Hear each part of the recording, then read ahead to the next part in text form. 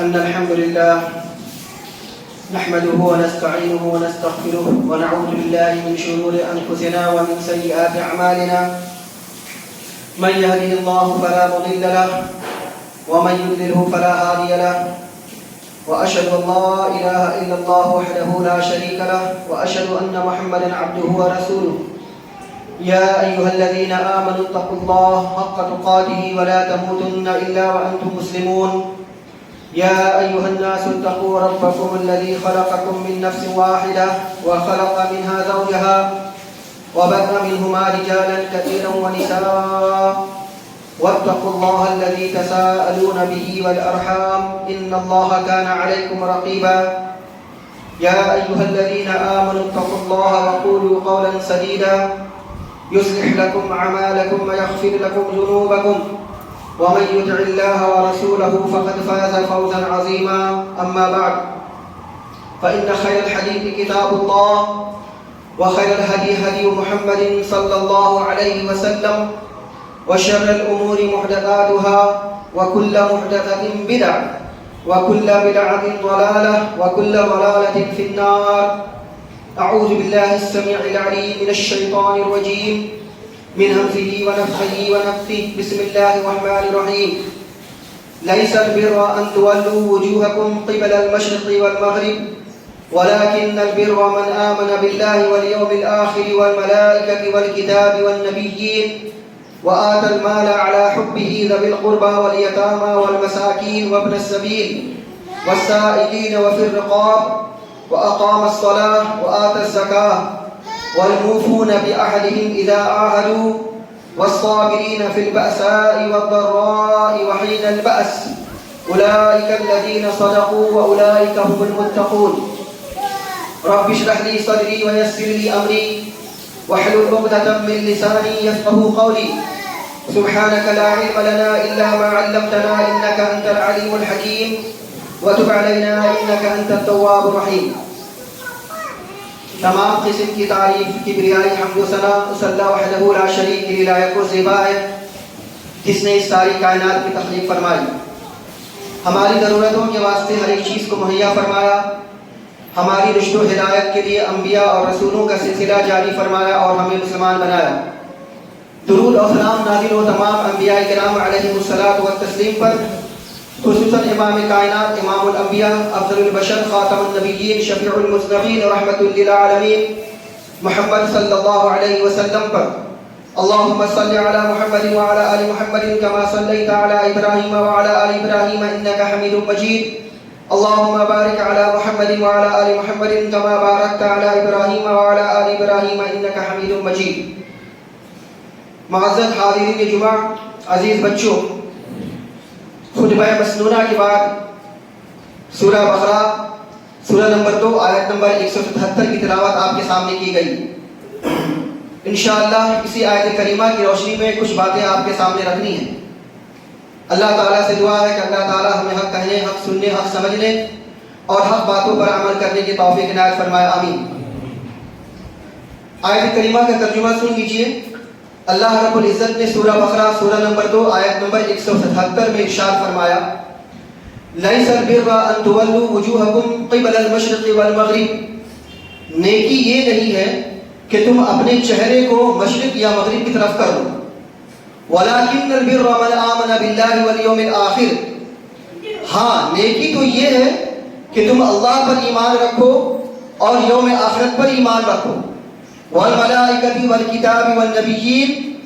ملائکہ پر ایمان رکھو، کتابوں پر ایمان رکھو، نبیوں پر ایمان رکھو. وآتى المال على حبه ذوي القربى واليتامى والمساكين وابن السبيل والسائلين وفي الرقاب. اور اسی طریقے سے نیکی یہ ہے کہ اپنے مال کو مال کی محبت کی بنیاد پر، مال کی محبت رہتے ہوئے بھی خرچ کرو. کس پر خرچ کرو؟ ذوی القربہ، قرابت مندوں پر، یتیموں پر، مسکینوں پر، مسافروں پر اور جو لوگ مانگنے والے ہیں ان پر. اور اسی طریقے سے گردن چھڑانے کے لیے یا کسی کو آزاد کرانے کے لیے اس پر خرچ کرنا. وہ اقام الصلاۃ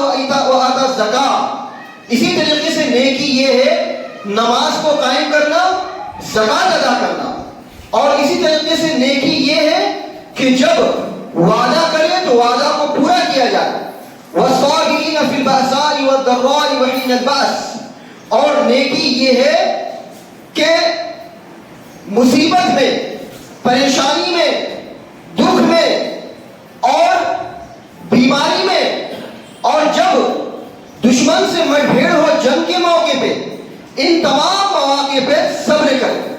تو اللہ فرماتے ہیں اولئک الذین صدقوا، جو یہ سارے کام کو کر لے جائے تو سمجھ لیجئے کہ یہی لوگ سچے ہیں، وَأُولَئِكَ هُمُ الْمُتَّقُونَ، اور حقیقی معنوں میں یہی لوگ تقویٰ و پرہیزگار ہیں۔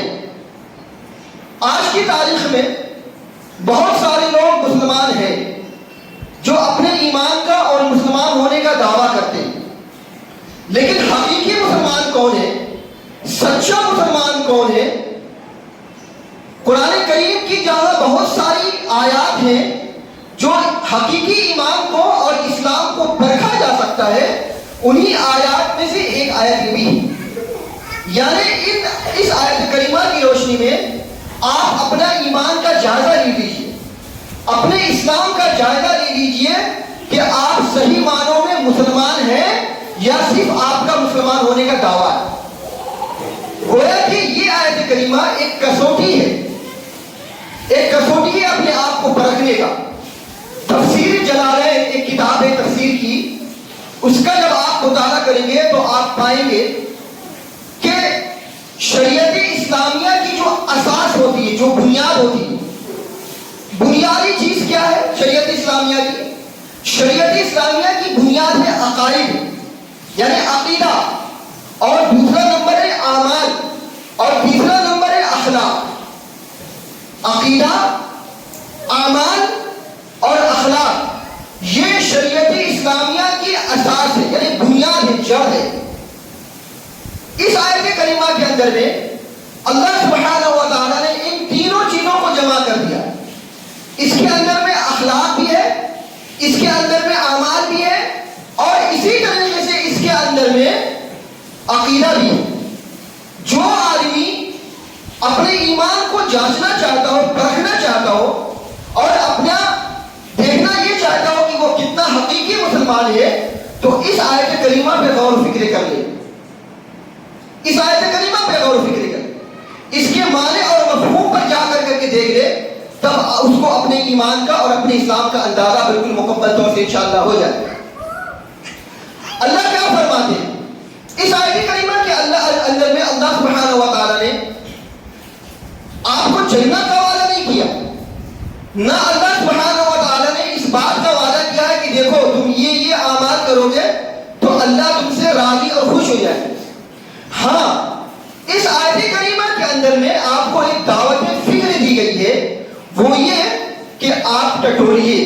اللہ فرماتے ہیں اولئک الذین صدقوا، حقیقی معنوں میں یہی سچے لوگ، یعنی حقیقی معنوں میں یہی لوگ اپنے ایمان میں سچے ہیں اور اپنے اسلام میں سچے ہیں۔ باقی جو لوگ ہیں، جو لوگ اپنے ایمان کا دعویٰ کرتے ہیں یا اسلام کا دعویٰ کرتے ہیں اور اس کی بنیاد پر جنت کی امید رکھتے ہیں، تو معاف کیجیے گا اگر وہ اس آیت کریمہ پہ کھڑا نہیں اترتے ہیں تو جنت ان کو ملنے والی نہیں، ان کو جنت ملنے والی نہیں۔ کیا فرمایا اللہ سبحانہ و تعالیٰ نے؟ اللہ فرما رہے ہیں لیس البر ان تولوا وجوہکم قبل المشرق والمغرب، نیکی یہ نہیں ہے کہ تم اپنے چہروں کو مشرق کی طرف کر لو یا مغرب کی طرف کر لو۔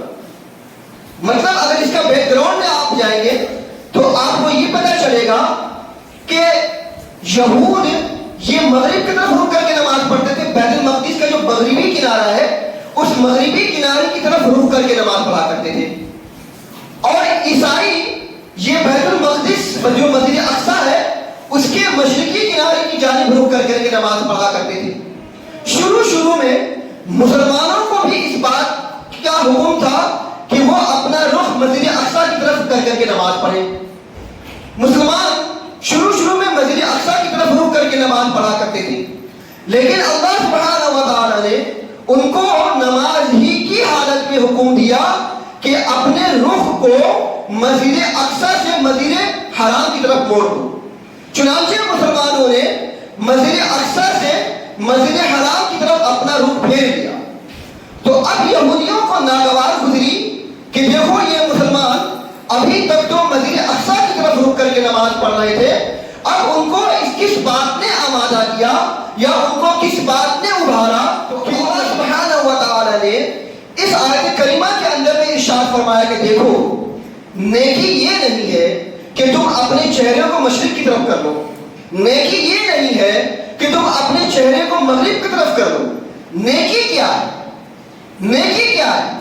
نیکی یہ ہے کہ سب سے پہلے ہمیں عقائد کے بارے میں بتایا گیا، سب سے پہلے ہمیں ایمان کے بارے میں بتایا گیا۔ اس آیت کریمہ کے اندر میں کہا گیا کہ نیکی یہ ہے من آمن باللہ والیوم الآخر والملائکۃ والکتاب والنبیین، نیکی یہ ہے کہ تم اللہ پر ایمان رکھو، نیکی یہ ہے کہ تم آخرت کے دن پر ایمان رکھو، نیکی یہ ہے کہ تم اللہ کے ملائکہ پر ایمان رکھو، نیکی یہ ہے کہ تم اللہ کی کتابوں پر ایمان رکھو، نیکی یہ ہے کہ تم اللہ کے نبیوں پر ایمان رکھو۔ یہ ساری کی ساری چیزیں نیکی ہیں۔ انسان اگر کتنا بھی اعمال کر لے لیکن عقیدے کی بات سب سے بنیادی جو چیز ہے وہ یہ ہے کہ انسان عمل کرے۔ عمل کون سا کرے؟ عمل کون سا کرے؟ آگے اللہ فرما رہا وَآتَ الْمَالَ عَلَىٰ حُبِّهِ ذَوِي الْقُرْبَىٰ، نیکی یہ ہے کہ اپنے مال کو قرابت داروں میں خرچ کرے۔ حُبِّهِ کا جو لفظ استعمال کیا گیا ہے، حُبِّهِ میں جو ہا ہے، اس ہا سے مراد دو ہے، دو معنی مراد ہے۔ ایک تو یہ کہ نیکی یہ ہے کہ تم اپنے مال کو خرچ کرو، مال کی محبت رکھنے کے باوجود تم کو مال سے محبت ہے، تم بڑی محنت کے ساتھ، بڑی مشقت کے ساتھ میں، بڑی توبہ دو کے ساتھ میں مال کو کماتے ہو اور تم اس کو جمع کر کے رکھتے ہو، تو تم کو مال کی محبت ہے، اور تم کو محبت اس بنیاد پر بھی ہے کہ تم مال کو اگر خرچ کرو گے تو تمہارے مال میں کمی واقع ہو جائے گی، اور اس بنیاد پر تم کیا کرتے ہو؟ سب کچھ ہونے کے باوجود، مال کی محبت کے باوجود اور مال کی کمی کا ڈر، محبت اور ڈر دونوں چیزیں ہونے کے باوجود بھی تم مال کو خرچ کرتے ہو۔ اس کا ایک معنی تو یہ ہو گیا۔ اور حُبِّهِ میں جو ہا ہے، اس کا دوسرا معنی یہ ہے کہ تم مال کو خرچ کرتے ہو اللہ کی محبت، اللہ رب العالمین کی رضا کو چاہتے ہوئے، اس کی خوشنودی کو چاہتے ہوئے تم مال کو خرچ کرتے ہو۔ جیسا کہ اللہ سبحانہ و تعالی نے سورہ آل عمران کے اندر ارشاد فرمایا لن تنالوا البر حتی تنفقوا مما تحبون، تم نیکی کے درجے کو پا ہی نہیں سکتے اس وقت تک جب تک تم اپنی سب سے محبوب، سب سے پسندیدہ چیز کو خرچ نہ کرو۔ لن تنالوا البر حتی تنفقوا مما تحبون، نیکی کیا ہے؟ نیکی یہ نہیں ہے کہ آدمی 5 وقت نماز پڑھ لے، یہ بہت آسان ہے۔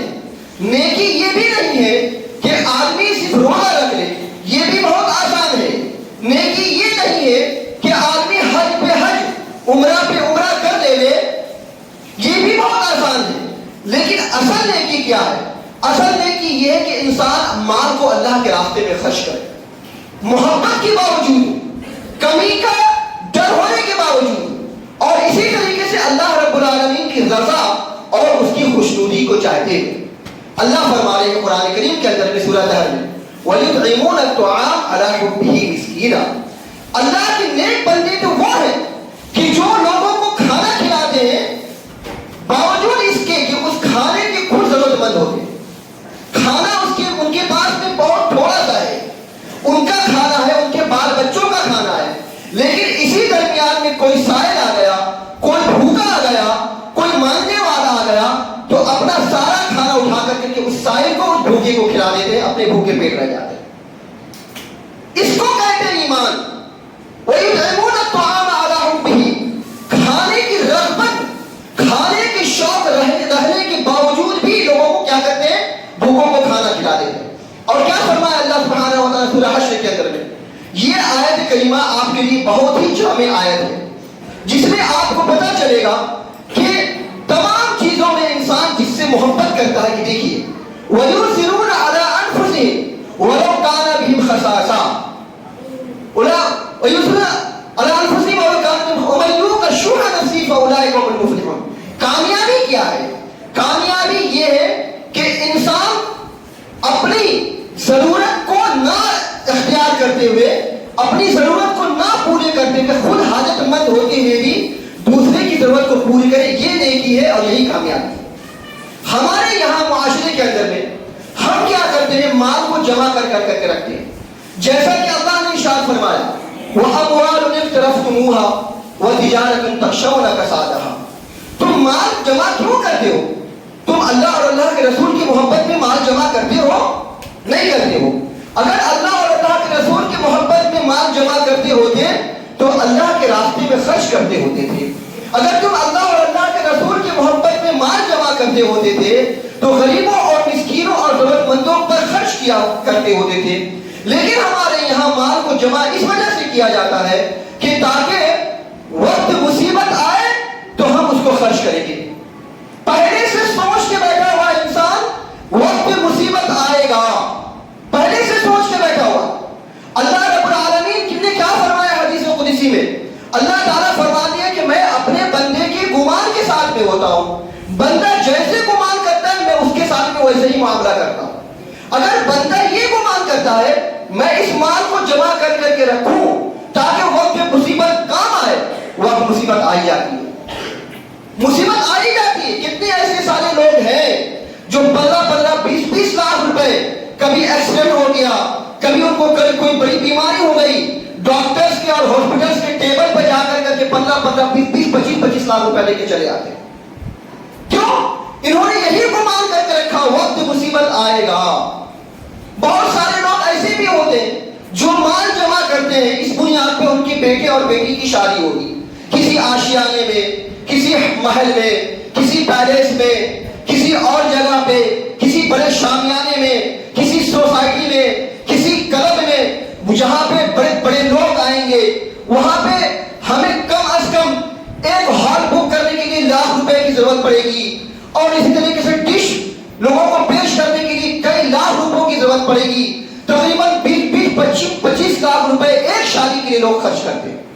25 لاکھ روپے یہ سارا کا سارا مال ایک لمبے عرصے سے جمع کر کے لوگ رکھتے ہیں تجوری میں بھر کر کے بینکوں میں، تاکہ اپنے بیٹے اور بیٹی کی شادی پہ اور بیجا خواہشات پہ خرچ کیا جائے. اس بنیاد پہ لوگ خرچ کرتے ہیں اور خرچ ہو نہیں جاتا. کیوں؟ ان کی نیت ہی یہی ہوتی ہے. بہت سارے لوگ ایسے بھی ہوتے ہیں اس طرح کا معاملہ کرتے ہیں. اللہ سبحانہ و تعالیٰ کبھی ان کو اپنے دم پر کسی یتیم کی کفالت کرنے کی توفیق نہیں دیتا، کبھی اپنے دم پر ایک مسجد کی تعمیر کرنے کی توفیق نہیں دیتا، کبھی اللہ سبحانہ و تعالیٰ کسی ضرورت مند کی ضرورت کو پوری کرنے کی توفیق نہیں دیتا. ایک صاحب مسجد میں کھڑے ہو کر کے صدا لگا رہے ہیں، بھائی صاحب میرا بچہ بیمار ہے، اس کے آپریشن کے لیے 1 لاکھ روپے کی ضرورت ہوتی ہے، آپ کے پاس میں لاکھوں روپے آپ ہیں، آپ اگر چاہیں تو اس کو 1 لاکھ روپے سے مدد کر سکتے ہیں، لیکن آپ اپنی جیب سے 500 روپے نکالتے ہیں. آپ سوچتے ہیں یہ 10 مسجدوں میں بندہ جائے گا، 10 مسجدوں میں جا کر اگر ایک مسجد میں 10,000 روپے بھی ہو گئے تو 10 مسجدوں میں جانے کی وجہ سے 1 لاکھ روپے تھے، اس کی ضرورت تو پوری ہو جائے گی. آپ 500 روپے اٹھا کر کے اس کو دے دیتے. لیکن یہ توفیق نہیں ہوتی. اللہ کے بندے کھڑا بیٹھ گیا، میں تیری ضرورت پوری کرتا ہوں، تو 10 جگہ پہ 1000 آدمی کے سامنے میں جا کر کے ہاتھ مت پھیلا، میں تیری ضرورت پوری کرتا ہوں، اگر مجھ سے نہ ہو سکا تو رک، میں کسی اور کو بولتا ہوں، اس سے بہتری میں میری ضرورت پوری کرتا ہوں. کیا فرمایا رسول اکرم صلی اللہ علیہ وسلم نے؟ رسول اکرم صلی اللہ علیہ وسلم فرماتے ہیں کہ بندہ اللہ سبحانہ و تعالی جب تک بندہ اپنے کسی بھائی کی مدد کرتا رہتا ہے، اس کی ضرورتوں کو پوری کرتا رہتا ہے، اللہ سبحانہ و تعالیٰ بھی اس کی ضرورتوں کو پوری کرتا رہتا ہے. ہماری ضرورتیں بہت ساری ہیں، ہماری ضرورتیں پوری اس وجہ سے نہیں ہو رہی ہیں کیونکہ ہم اپنے بھائی کی ضرورتوں کو پوری کرنے کی کوشش میں لگے ہوئے ہیں. کیا فرمایا اللہ سبحانہ و تعالیٰ؟ آپ جب قبر میں جائیں گے اور قبر میں جا کر کے آپ سے سب سے پہلا جو سوال ہوگا من رب ہوگا، تیرا رب کون ہے؟ اللہ نے مجھ سے قرض مانگا تھا، میں نے اللہ کو قرض دیا تھا. من ذا الذی یقرض اللہ قرضا حسنا، کون ہے وہ اللہ کا بندہ جو اللہ کو قرض دے. اللہ نے مجھ سے قرض مانگا تھا تو میرے پاس میں جتنا بھی تھا، چاہے لاکھ روپے ہو نہ ہو، میں نے اللہ کو قرض دیا تھا. بس میرا رب اللہ ہے، میرا رب اللہ ہے. آپ رب کی پہچان کیسے کریں گے؟ رب کی پہچان انہی بنیاد پر کریں گے کہ جب آپ اپنے تمام تر خواہشات کو اللہ سبحانہ و تعالیٰ کے حکم کے مطابق ڈھال دیں، اپنی تمام تر خواہشات کو. لیکن آج ہماری تمام تر خواہشات کس کے نتیجے میں ہوتی ہیں، کس کی بنیاد پر ہوتی ہیں، کہاں پوری ہوتی ہیں؟ آج آپ اپنی سوسائٹی میں اور اپنے ایمان کا جائزہ لے لیجیے. میں شروع سے کہتا ہوا آ رہا ہوں، نماز پڑھنا آسان ہے، روزہ رکھنا آسان ہے، حج اور عمرہ کرنا بھی آسان ہے، لیکن مال کو محبت کے باوجود خرچ کرنا، کسی ضرورت مند کی ضرورت پوری کرنا، کسی کو کسی کے آگے ہاتھ پھیلانے سے بچا لینا، یہ بہت ہی مشکل ہے آج کی سوسائٹی میں. بہت کم مسلمان ایسے جو ایسا کام کرتے ہیں. اللہ فرماتے ہیں وَآتَ الْمَالَ عَلَىٰ حُبِّهِ ذَوِي الْقُرْبَىٰ، جو مال خرچ کرتا ہے مال کی محبت کی وجہ سے، مال میں کمی کی ڈر کی وجہ سے مال کو خرچ کرتا ہے اللہ رب العالمین کے محبت کی بنیاد پر. کس پہ خرچ کرتا ہے؟ ذوی القربیٰ. ذوی القربیٰ قرابت من پر خرچ کرتا ہے. اب قرابت من کے دو معنی ہیں. ایک معنی تو یہ کہ جس سے آپ کو محبت ہوتی ہے وہ آپ کا قریبی ہے، اور جس پہ آپ رحم کرتے ہیں وہ بھی آپ کا قریبی ہے. قرآن کریم میں اللہ سبحانہ و تعالیٰ نے اور نبی کریم صلی اللہ علیہ وسلم نے کس کس سے محبت کرنے کا حکم دیا ہے، اور قرآن کریم میں اللہ سبحانہ و تعالیٰ نے اور نبی کریم صلی اللہ علیہ وسلم نے کس پر رحم کرنے کا حکم دیا ہے. ایک لمبی فہرست، ایک لمبی تفصیل ہے، کبھی کسی موقع پہ آپ کو بتایا جائے، لیکن آپ مختصراً یہ اندازہ لگا لیجئے کہ آپ اپنی زندگی میں کس سے محبت کرتے ہیں. ماں باپ سے محبت کرتے ہیں، اپنے رشتہ داروں سے محبت کرتے، اپنے بھائی بہن سے محبت کرتے، اپنی اولاد سے محبت کرتے. ان تمام رشتہ داروں سے محبت کرنے کے بعد سب سے پہلا جو حق محبت کرنے کا ہے وہ اپنے دینی بھائی سے محبت کرنے کا حق. اپنے دینی بھائی سے جو آپ کے ساتھ میں کندھے سے کندھا ملا کر کے نماز پڑھتا ہے، جو آپ کے ساتھ میں ایڑی سے ایڑی قدم سے قدم ملا کر کے نماز پڑھتا ہے، جو آپ کے ساتھ میں سلام علیہ کرتا ہے، اس سے آپ کو محبت ہونی چاہیے. اللہ فرما رہا ہے وَآتَ الْمَالَ عَلَىٰ حُبِّهِ ذَوِي الْقُرْبَىٰ. ذوی القربیٰ قرابت مند کو خرچ کرے. قرابت ایک تو یہ کہ جس سے آپ کو محبت ہے اور جس پر آپ رحم کرتے. کس پہ آپ رحمت؟ ایک آدمی اپنا زخم دکھلا رہا ہے، اپنا درد کا اظہار کر رہا ہے، اپنی تکلیف کا رونا ہو رہا ہے، آپ کو رحم آ جاتا ہے. آپ کو رحم آ جاتا ہے کہ اس بھائی کی ضرورت پوری ہونی چاہیے، اس بھائی کی حاجت پوری ہونی چاہیے. آپ کیا کرتے ہیں؟ اس پر رحم کرتے ہیں. تو اللہ فرما رہے وَآتَ الْمَالَ عَلَىٰ حُبِّهِ ذَوِي الْقُرْبَىٰ. قرابت کے دو معنی ہیں. ایک معنی تو یہ کہ جس سے آپ محبت کرتے ہوں اور جس پہ آپ رحم کرتے ہوں. تو اس اعتبار سے آپ دنیا کی زندگی میں جس سے سب سے زیادہ محبت کرتے ہوں یا جس سے محبت کرتے ہوں یا جس پر آپ رحم کرتے ہو، ان کو سب سے زیادہ حقدار ہے کہ آپ اس پر خرچ کیجیے. وَآتَ الْمَالَ عَلَىٰ حُبِّهِ ذَوِي الْقُرْبَىٰ وَالْيَتَامَىٰ. اور اسی طریقے سے یتیموں پر خرچ کرنا. بہت سارے ایسے ہیں بچے کہ جن کے باپ کا سایہ سر سے اڑ گیا ہے، حالانکہ جب وہ بچے بڑے ہو جاتے ہیں، تھوڑا سمجھنے بوجھنے کے قابل ہو جاتے ہیں اور خود کفیل ہو جاتے ہیں، تو ان کی یتیمی کی حالت نہیں رہتی. لیکن جب تک ان کی سوجھ بوجھ نہیں رہتی، جب تک وہ بڑے نہیں رہتے، تب تک یتیم ہوتے رہتے ہیں.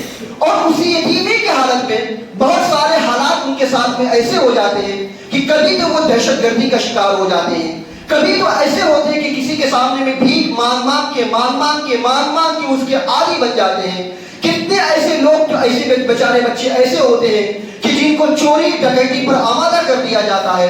کتنے بچے تو ایسے یتیم ہیں کہ جو کسی ہوٹل میں، کسی کارخانے میں، کسی آفس میں، کسی جگہ پہ جا کر کے جھاڑو پوچھا کرتے، صاف کرتے ہیں. نہ ان کی پڑھائی کا انتظام، نہ ان کی تربیت کا انتظام، نہ ان کی دینی مزاج کا انتظام، نہ ان کی دینی ماحول کا انتظام، نہ ان پر باپ کا سایہ، نہ ان کی مربی کا سایہ. کوئی معاملہ نہیں ہے. ہم اپنے معاشرے کے اندر میں ایک مسلمان ہونے کی حیثیت سے ساری چیزوں کو دیکھتے ہیں، سب چیزوں کو دیکھتے ہیں، اس کے کے باوجود بھی ہمیں ذرہ برابر بھی تکلیف نہیں ہوتی۔ نیکی یہ نہیں کہ آپ صرف نماز پڑھ لیجیے، نیکی یہ نہیں کہ آپ حج پہ حج کر لیجیے، عمرہ پہ عمرہ کر لیجیے، نیکی یہ نہیں ہے کہ آپ صرف روزہ رکھ لیجیے۔ یہ ظاہری شکل ہو سکتی ہے، آگے اللہ فرمانا وَأَقَامَ الصَّلَاةَ وَآتَى الزَّكَاةَ، ان ساری چیزوں کے بعد اس کا نمبر آتا ہے نماز کو قائم کرنا اور زکات کو ادا کرنا۔ پہلے نمبر کیا آتا ہے؟ پہلے نمبر آتا ہے یتیموں کی کفالت کرنا۔ کیا فرمایا اللہ کے رسول صلی اللہ علیہ وسلم نے؟ اللہ کے نبی صلی اللہ علیہ وسلم ارشاد فرماتے ہیں کہ جو کسی یتیم کی کفالت کر لے، جو کسی یتیم کی خبر گیری کر لے، کل قیامت کے دن جنت میں اور وہ ایسے ہوں گے، ایسے ہوں گے۔ کون اس حدیث پہ عمل کرے گا؟ کس کے پاس میں اتنا جذبہ ہے؟ کس کے پاس میں اتنا شوق ہے؟ آئیے اس آیت کریمہ کی روشنی میں اپنے ایمان کو پرکھیے، اپنے اسلام کو جانچیے۔ نیکی یہ ہے کہ تم یتیموں پر اپنے مال کو خرچ کرو۔ اور فرمایا اللہ نے والمساکین، جو مسکین ہیں، جو ضرورت مند ہیں، جو محتاج ہیں، ان پر خرچ کیا جائے۔ وابن السبیل، اور اسی طریقے سے مسافروں پر۔ مسافر چاہے اپنے گھر میں کروڑ پتی کیوں نہ ہو، لیکن سفر کی حالت میں وہ لٹ پٹ گیا ہے، وہ اس کا پیسہ خرچ ہو چکا ہے، اس کا مال خرچ ہو چکا ہے، وہ آپ کے سامنے میں اپنی ضرورت پوری کرنے کے لیے کہہ رہا ہے۔ آپ کا فرض بنتا ہے کہ آپ اس کی ضرورت پوری کیجیے۔ بھلے سے وہ اپنے گھر میں کروڑ پتی ہے، لیکن اس وقت وہ ضرورت مند ہے۔ بہت ساری حدیثیں، صحیح بخاری کا ایک لمبا واقعہ انشاءاللہ پھر کبھی آپ کو بتلایا جائے گا کہ کیسے ایک مسافر کا پیسہ کم ہو گیا تو اس نے اللہ کا واسطہ لے کر کے کسی شہر کے باشندے سے جا کر کے مانگا تھا، اور اس کی کیا اہمیت، کیا فضیلت۔ بہت ساری باتیں آپ کو اللہ فرماتے ہیں کہ وابن السبیل والسائلین وفی الرقاب، اسی طریقے سے جو مانگنے والے ہیں، جو سائل ہیں، ان پر مال کو خرچ کیا جائے، اور اسی طریقے جو گردن آزاد کرنا، غلام کو آزاد کرنا، اور اسی طریقے سے اللہ فرماتا ہے وَأَقَامَ الصَّلَاةَ وَآتَى الزَّكَاةَ۔ ان تمام چیزوں پر عمل کرنے کے بعد جا کر کے اب نماز کا نمبر آتا ہے وَأَقَامَ الصَّلَاةَ، نماز کو قائم کرنا اور زکات کو ادا کرنا۔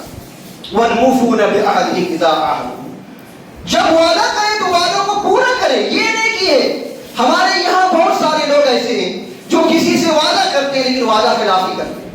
ان کو اس بات کی پرواہ نہیں ہے کہ ہم نے کس سے کیا وعدہ کیا ہے، ہم نے کس سے کیا باتیں کہی ہے۔ اللہ کے رسول صلی اللہ علیہ وسلم نے کیا فرمایا؟ رسول اکرم صلی اللہ علیہ وسلم ارشاد فرماتے کہ جو تین خصلت، تین چیزیں اگر کسی کے اندر میں پائی جائے وہ منافق ہے۔ منافق کی تین علامتیں بتائی گئی، ان میں سے ایک علامت یہ ہے کہ آدمی جب وعدہ کرے تو اس کا وعدے کی خلافی کرے۔ یہ نفاق کی علامت ہے۔ یہ نفاق کی بیماری آج ہمارے مسلم سماج میں یا ہمارے اندر میں کتنا گھر کر چکا ہے، کبھی ہم نے اس کو جانچنے کی اور کبھی ہم نے اس کو سمجھنے کی ضرورت نہیں محسوس کی۔ کتنا وعدہ خلافی ہم کرتے، کسی کو پیسے دینے کا وعدہ، کسی کو ٹائم کا وعدہ، کسی کو کچھ دینے کا وعدہ، کسی کے پاس میں آنے کا وعدہ، کسی کو ضرورت پوری کرانے کا وعدہ، کسی کو کچھ وعدہ، کسی کو کچھ وعدہ، کسی کو کچھ وعدہ، لیکن وعدہ خلافی ہم کرتے چلے جاتے ہیں۔ لمحہ کے لیے ہم وعدہ خلافی کرتے جاتے ہیں، لیکن ذرہ برابر بھی ہم پریشان نہیں ہوتے کہ ہم وعدہ خلافی کر رہے ہیں۔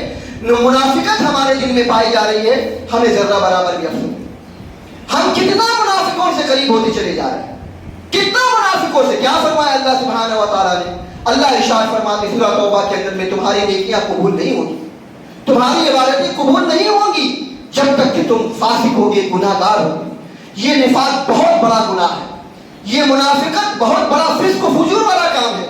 ہماری نیکیاں، ہماری عبادتیں، ہماری دعائیں سب کا سب رائگاں اور برباد جا رہی ہیں اسی نفاق کی بنیاد پر، اسی منافقت کی بنیاد پر۔ ہم کس سے کیا وعدہ کرتے ہیں کہ کبھی وعدے کی پاسداری شاید ہی کرتے۔ وَالْمُوفُونَ بِعَهْدِهِمْ إِذَا عَاهَدُوا، نیکی یہ ہے کہ جب وہ وعدہ کرے تو وعدے کو پورا کرے۔ وَالصَّابِرِينَ فِي الْبَأْسَاءِ وَالضَّرَّاءِ، صبر کرے۔ کب صبر کرے؟ جب اس کو کوئی بیماری لگ جائے، جب اس کو بھوک لگے، بھوک کی شدت پر صبر کرے۔ یہ حدیث کے اندر میں آتا ہے، تفسیر جلالین کے اندر میں غالباً غزوہ خندق کا موقع تھا کہ جب صحابہ کرام رضی اللہ تعالیٰ عنہم اجمعین فقر و فاقہ کی زندگی بسر کر رہے تھے، اور کئی صحابہ تو ایسے تھے جو ایک ہفتہ تک بھوکے تھے، ایک ہفتہ تک بھوکے تھے۔ بار صحابہ تو آ کر کر کے اللہ کے رسول صلی اللہ علیہ وسلم کے پاس میں آ کر کی شکایت کرتے تھے، اللہ کے رسول صلی اللہ علیہ وسلم بہت بھوک لگی ہے، پیٹ اندر جا چکا ہے، اتنا اندر جا چکا ہے کہ اس کو لیبل میں کرنے کے لیے ہم نے پتھر باندھا ہوا ہے۔ اللہ کے رسول صلی اللہ علیہ وسلم بھی اپنا دامن اٹھا کر کے دکھلا کے دیکھو تمہارے پاس میں ایک پتھر ہے، میرے پاس میں 2 پتھر ہے، میرا پیٹ کتنا اندر جا چکا ہے۔ تو یہ بھوک ایک ایسی چیز ہے کہ جس پہ لوگ صبر نہیں کر پاتے۔ اب بھوک ہونے کی بنیاد پر لوگ یا تو چوری کرتے ہیں، یا تو بے ایمانی کرتے ہیں، یا تو رشوت کرتے ہیں، یا تو ڈکیتی کرتے ہیں، یا تو ہیرا پھیری کرتے ہیں، یا حرام کے اور بہت سارے راستے کو اپنا لیتے ہیں، بہت سارے راستے اپنا لیتے ہیں۔ کیا فرمایا اللہ سبحانہ و تعالیٰ نے؟ تقویٰ کیا ہے؟ تقویٰ کیا ہے؟ وَمَن يَتَّقِ اللَّهَ يَجْعَل لَّهُ مَخْرَجًا۔ تقویٰ یہ ہے کہ تم جب اللہ کا تقویٰ اختیار کرو اللہ تمہارے لیے راستہ نکال دے گا۔ یجعل لہ مخرجا، تم تقویٰ اختیار کرو گے اللہ تمہارے لیے راستہ نکال دے گا۔ اور اللہ فرما رہے ہیں ومن یتق اللہ یجعل لہ من امرہ یسرا، جو اللہ کا تقویٰ اختیار کرے گا اللہ تعالیٰ اس کے معاملات کو آسان کر دے گا، اللہ اس کے معاملات کو آسان کر دے گا۔ لیکن ہمارے یہاں تقویٰ نہیں پایا جاتا، نہ تو ہمارے اندر میں یہ چیز پائی جاتی ہے۔ تو اللہ کے بعد والصابرین فی البأساء والضراء کا مطلب یہ کہ انسان جب کام جاتا ہے، انسان جب تڑپ جاتا ہے، اس کو کوئی بہت بڑی بیماری لگی ہوتی ہے، دن بہ دن گھٹتا چلا جاتا ہے، سوچتا ہے کہ اب میرا وقت قریب آ گیا، اب میرا وقت قریب آ گیا، سوچتا ہے میرے مرنے کے بعد میرے بچوں کا کیا ہوگا، میرے جانے کے بعد میری بیوی کا کیا ہوگا، میرے جانے کے بعد میری پراپرٹی کا کیا عالم ہوگا، میرے جانے کے بعد میرے بزنس کا کیا ہوگا۔ ان تمام چیزوں کو سوچتا ہے، تمام چیزوں کو سوچتے بھولتا چلا جاتا ہے۔ لیکن شاید ایسے لوگ ہوتے ہیں جو آخرت کی فکر کرتے ہیں، آخرت کی فکر کرتے ہیں، اللہ میرے گناہوں کو معاف فرما دے، اللہ اس بیماری کی بنیاد پر میرے گناہ کو معاف فرما دے، اللہ میں نے جو کچھ بھی کیا میرے گناہ کو معاف فرما دے، اس لیے کہ موت کے بعد اب بھی زندگی ہے، یہ زندگی کچھ نہیں ہے، آج دن تو کل کو جانا ہے، اے اللہ مرنے کے بعد بس میری زندگی جو اب بھی زندگی ہے اللہ وہ صحیح سلامت ہونی چاہیے، اس کی فکر شاید کوئی کرتا ہے۔ والضراء، مصیبت میں، پریشانی میں، دکھ میں، بیماری میں صبر کرتے ہیں، اور خاص طور سے وہ حالات جب آتے ہیں جب مصیبت اور پریشانی کا دور آتا ہے۔ وحین البعث ظاہری الفاظ میں دیکھا جائے تو جنگ کا میدان کا معاملہ ہے، لیکن اگر دیکھا جائے تو آج کے حالات کے حساب سے کہ حالات اس پہ ایسے پاس میں آ جاتے ہیں، اس کے قدم متزلزل نہیں ہوتے، اس کا قدم لرزش نہیں کرتا، اس کا قدم لڑکھڑاتا نہیں ہے، وہ بالکل ایمان پہ ٹھوس جمع رہتا ہے، ٹھوس ایمان پہ جمع رہتا ہے۔ وحین البعث اولئک الذین صدقوا واولئک هم المتقون۔ اللہ آگے فرما رہے ہیں آخر میں یہی وہ لوگ ہیں سچے ایمان والے، یہی لوگ ہیں۔ آپ دعویٰ کر لیجیے اسلام کا، آپ ڈنکا بجا لیجیے اپنے مسلمان ہونے کا، آپ نام دکھا دیجیے کہ مسلمان کا، لیکن سچے کون لوگ مسلمان ہیں؟ یہ لوگ اولئک الذین صدقوا، یہ سچے مسلمان ہیں۔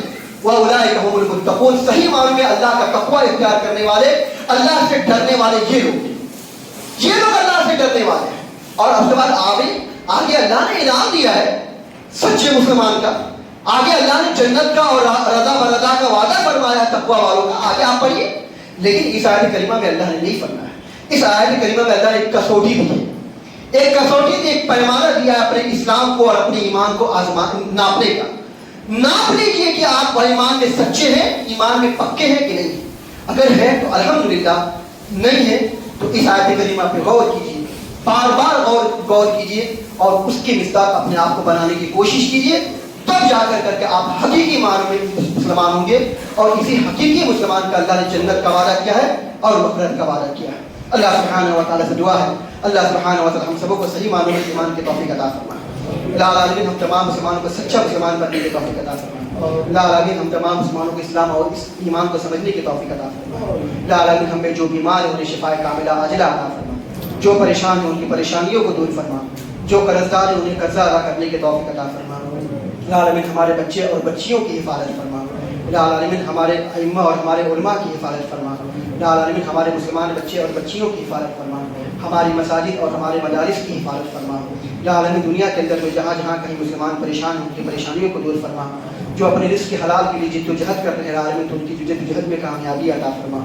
لا العالمین جو بچے امتحانات دے رہے ہیں لا العالمین تو ان کے امتحانات میں کامیابی عطا فرما۔ لا العالمین جب تک ہم جئیں کتاب اللہ اور سنت رسول اللہ صلی اللہ علیہ وسلم پر عمل کرتے ہوئے جئیں، اور جب ہمارا خاتمہ ہو انہی دونوں پر عمل کرتے ہوئے ہمارا خاتمہ ہو۔ اقول قولی ھذا واستغفر اللہ لی ولکم ولسائر المسلمین، وآخر دعوانا الحمد للہ رب العالمین۔